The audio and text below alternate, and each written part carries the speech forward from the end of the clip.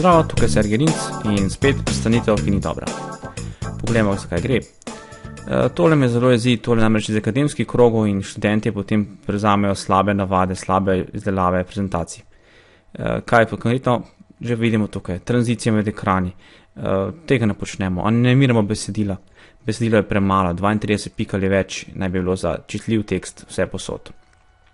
Potem naprej, to je bil glavni ekran vseh vsebin, tako da bi lahko bile tudi velike črke. To je potem vsebinski ekran. Evo, tukaj je ta prvi. Načrt, se pravi, tukaj je bila dobra slika dati na levo, pa potem besedilo na desno. Tako namreč preveč oči begajo sem in tja in to ni dobro, ne. Torej, slika na levo, besedilo na desno.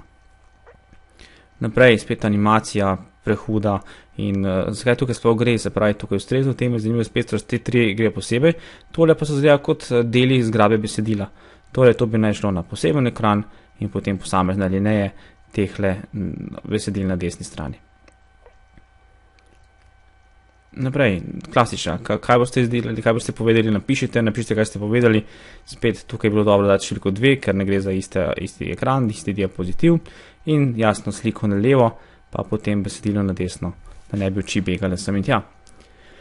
Tole predolgo, ne. Ljudje si zapomnimo 5 plus minus 2 vrste besedila ali recimo poti na planinski poti in tukaj bi lahko tudi enostavno ločili za to, ker imate najprej 5 vprašanj, potem pa še 4 nasvete, kako izboljšati prezentacije in to bi spadalo v naslednji ekran.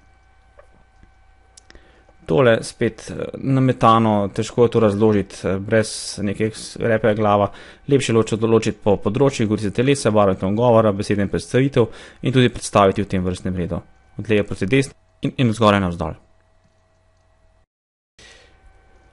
Še odgovorne vprašanja, spet 5-6 alinej. Lepše je bilo, če bi tale slika bila na levi, zato sem jo obrnil.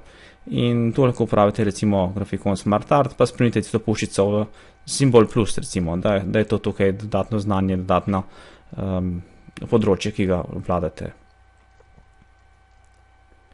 Priporočila, ja, zdaj spet naslovni ekran, ampak mogoče dobro tukaj v številke, ne, 1, 2, 3.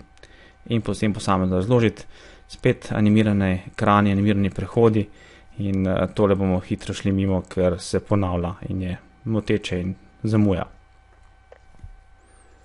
Literatura, spet, zakaj je to animirano, zgubljanje časa, zgubljanje kredibilnosti samega predstavitelja in lepše je to dati v en sam ekran, kjer bi bila povezava do spletne strani, vsemi viri, kjer bi lahko poslušalci dobili več informacij.